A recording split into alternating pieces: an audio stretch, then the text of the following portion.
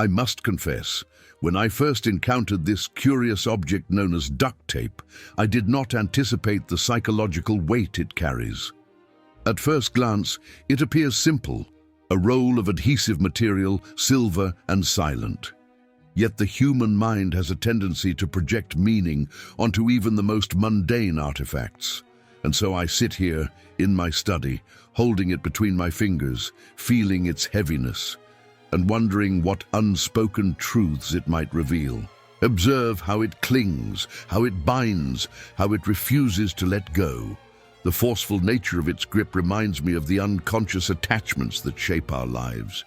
We believe ourselves to be autonomous, free, in control of our desires, but often we are held together by psychic adhesive far stronger than we dare acknowledge. This tape, my friends, is not merely an object. It is a metaphor for the hidden bonds that structure the psyche. Notice also its paradox. Duct tape can repair, but it can also restrain. This duality is fundamental to human behavior. We seek to mend what is broken, yet we may also cling obsessively to what no longer serves us. The tape's tension mirrors the tension within us, between healing and holding, between freedom and fixation, between desire and repression. As I unroll it, the sound it makes is almost violent, like a sudden tear in the fabric of the unconscious. It is the sound of the mind, revealing what it has long attempted to hide. Every human being carries within them these tightly wound layers, memories, fears, impulses, all waiting to be peeled back. Duct tape, in its strange simplicity, becomes a symbol of this psychic peeling, this unveiling. And so we begin our inquiry. Why is humankind so fascinated with anything that fixes, binds, seals, or repairs? Perhaps because we ourselves are constantly attempting to hold our fractured selves together. Duct tape does what the psyche attempts every day. It prevents us from falling apart. Whether it succeeds is another matter entirely. As I lay the duct tape upon my desk, I am compelled to reflect on the peculiar relationship between human beings and the objects they create. No object emerges from the void. Each is born from a psychic necessity, from an unconscious demand that seeks expression in the material world. Duct tape, though practical in appearance, embodies an age-old human longing, the wish to control chaos. We manufacture tools not only to fix our environment, but to quiet our inner anxieties. Thus, even this humble role becomes an extension of our psychic defenses. Consider, for instance, how instinctively one reaches for duct tape when something breaks, cracks, or threatens to fall apart. This mirrors the behavior of the psyche when confronted with emotional rupture. We too quickly apply psychic tape, denial, repression, rationalization, to avoid the collapse of our fragile constructions. The mind fears fragmentation, and so it binds itself, sometimes too tightly, to illusions of stability. The object, therefore, becomes a symbolic reflection of our own mechanisms of survival. The tape's unwavering grip speaks to a deeper impulse, the desire to hold things, or people, together beyond their natural limit. Humans are notorious for attempting to preserve relationships, beliefs, or versions of themselves long after they have ceased to function. In this, duct tape becomes the perfect metaphor for emotional desperation. It grips indiscriminately, offering the illusion of repair even when true healing would require unraveling, not binding. And what of its rough, industrial texture? It reminds us that the psyche is not always elegant. Our defenses can be crude, improvised, and imperfect, yet we depend on them nonetheless. The tape's simplicity is its power. It does not question, analyze, or doubt. It adheres. In contrast, the human mind is flooded with conflicts and contradictions. But duct tape suggests a fantasy, that problems can be silenced with a single decisive action, a forceful press, a firm pull. But of course, no tape can hold forever. Adhesion weakens, pressure increases, and eventually the surface gives way. The same is true of the psyche. Repressed tensions, unspoken desires, hidden fears, none remain bound indefinitely. They press from within until the seal breaks. And so, in studying this object, I am reminded of the inevitable truth. What is contained must someday be revealed. The tape may delay disintegration, but it cannot prevent it. Now, let us peel back the layers, much like one peels the stubborn edge of the tape itself, and examine this object through the eyes of psychoanalysis. At first glance, duct tape appears purely functional, devoid of psychological intrigue, but this is always the first deception. The unconscious never expresses itself openly.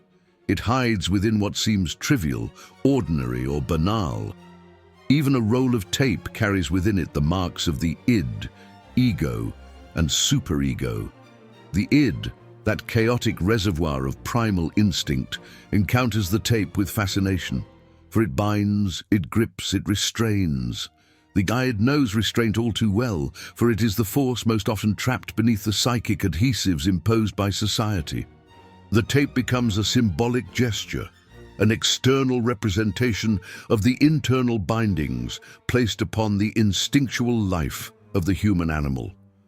The ego, forever negotiating between the wild impulses of the id and the stern demands of the superego, looks at duct tape not with fascination, but with relief. For the ego is the manager, the custodian, the handyman of the psyche. When chaos threatens, it seeks anything that might maintain stability. And so, in the object that can fix a broken pipe, seal a crack, silence a leaking valve, the ego finds metaphorical comfort. Perhaps this is why duct tape has become culturally celebrated. It represents the fantasy that any problem, internal or external, can be mended with sufficient force and adhesive. The ego longs for such control, such immediate resolution. Yet, as we know, psychic wounds cannot be fixed so cleanly. Still, the fantasy reassures us. The superego, however, approaches duct tape with suspicion. This internal authority, constructed from parental expectations, cultural rules, and moral judgments, does not delight in crude solutions. It prefers order, discipline, propriety. To the superego, duct tape is a rebellious gesture, too simple, too forceful, too unrefined. It is the id's brute strength masquerading as the ego's pragmatic tool. And so, even within this object, we witness a conflict. The desire to preserve order, superego, the impulse to dominate or force a solution, id, and the ego caught between them, negotiating reality as best it can. The tape becomes a battleground of psychic forces. Let us now turn to repression, a cornerstone of psychoanalysis. Duct tape is, fundamentally, an instrument of concealment. It covers cracks, hides openings, blocks leaks. It is the physical embodiment of repression itself, the act of sealing away what we do not wish to face. A broken object, left exposed, reminds us of our fragility, our imperfection. But once wrapped in tape, the flaw disappears, or seems to. The mind operates no differently. When confronted with thoughts or desires that threaten its stability, it seals them beneath layers of psychic adhesive. Yet, just as tape eventually peels or loses its grip, repressed content always returns. The seal breaks, the unconscious leaks through. Furthermore, duct tape embodies the concept of sublimation, the redirection of impulses into socially acceptable forms. The aggressive instinct, for example, finds satisfaction in the forceful pull, the tearing sound as one rips the tape from its roll. This act contains within it a small, controlled discharge of aggression. The pleasurable sensation of peeling, stretching, pressing, these are not merely tactile experiences, but small symbolic victories over the environment.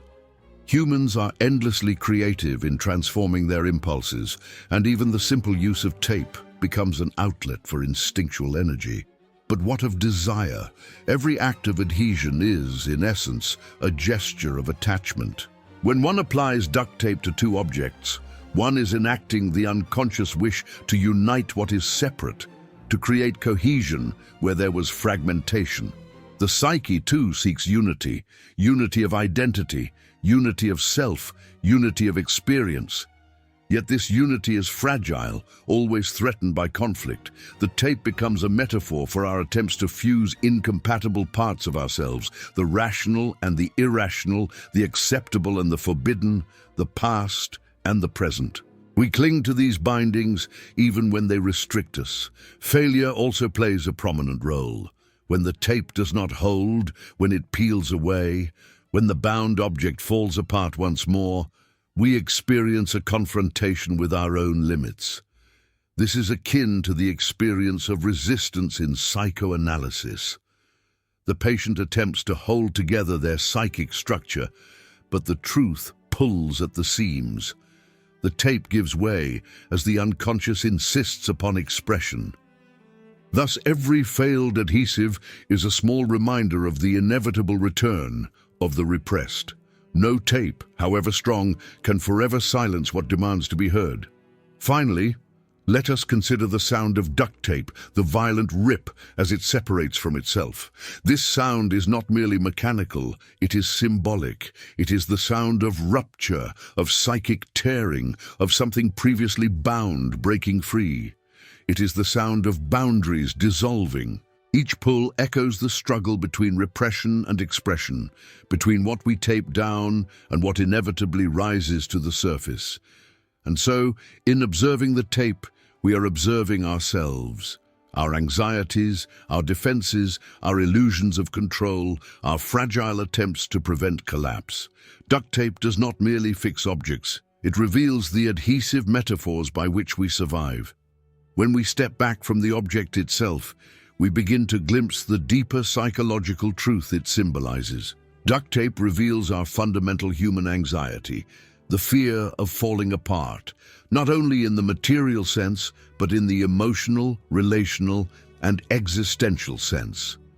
Throughout life, we bind ourselves to identities, to memories, to roles expected of us, not because they are always healthy, but because they keep us from confronting the terror of fragmentation. We do not fear the object breaking, but what it represents, the instability within ourselves. There is also the universal desire to be held together by something outside oneself. Human beings long for structure, for a force, a relationship, a belief system that might provide the cohesion they feel they lack. Duct tape becomes a humorous but honest metaphor. We often attempt to fix internal fractures with external solutions. A new routine, a new job, a new relationship, a new distraction. But as with tape, these are temporary. The deeper fissures must be addressed within, not merely covered up. The illusion of control also emerges. When one applies duct tape, one feels a momentary triumph over disorder. "I have fixed it," the ego declares. Yet this is an illusion, much like the illusions we build to protect ourselves from uncertainty. We imagine that if we bind tightly enough, if we plan carefully enough, if we repress firmly enough, life will remain intact. But the truth of the psyche is that nothing remains permanently sealed. Change, conflict, and desire will always pull at the edges. Then there is the pleasure of repetition, the act of taping, peeling, pressing. These rhythmic gestures echo the repetitive patterns of the human mind. We return to the same defenses, the same habits, the same emotional adhesives, even when they no longer serve us. The psyche repeats, not because it is wise, but because it is familiar. In this way, duct tape illustrates the paradox of human behavior. We fear falling apart, yet we cling to the very patterns that cause the tearing. Ultimately, duct tape speaks to the condition of being human, fragile yet determined, fractured yet striving, wounded yet resourceful. We are constantly negotiating between what we wish to hold together and what demands to break free. And somewhere within that tension lies the truth of the psyche.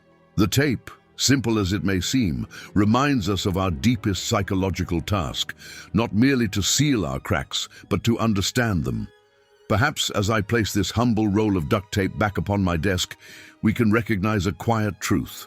We are all, in one way or another, held together by temporary bindings. We patch ourselves, we repair what is torn, we attempt to keep intact what time and life inevitably pull apart. Yet there is something profoundly human and even beautiful in this effort. For in every repair, no matter how imperfect, there is the whisper of hope. We must remember that the goal of life is not to seal every crack, nor to silence every rupture, but to understand the forces that shape us. Duct tape may hold objects together, but only insight can hold the psyche. Only self-knowledge can mend what is truly broken. And sometimes, the very act of unraveling is necessary before anything can be restored. So perhaps duct tape is more than a tool. Perhaps it is a mirror. A reminder that our strength does not lie in being unbroken, but in our capacity to bind ourselves with meaning, intention, and awareness. Even when the edges fray, life, like the adhesive, eventually loosens. But in the quiet intervals, in the moments when we press our fractured pieces back into place, we discover the resilience of the human soul. And perhaps that is the real lesson hidden within this simple role, that holding together, even briefly, is itself an act of courage. Perhaps we are all just trying in our own ways to keep from falling apart, and in that effort, flawed, delicate, persistent, lies the story of who we are.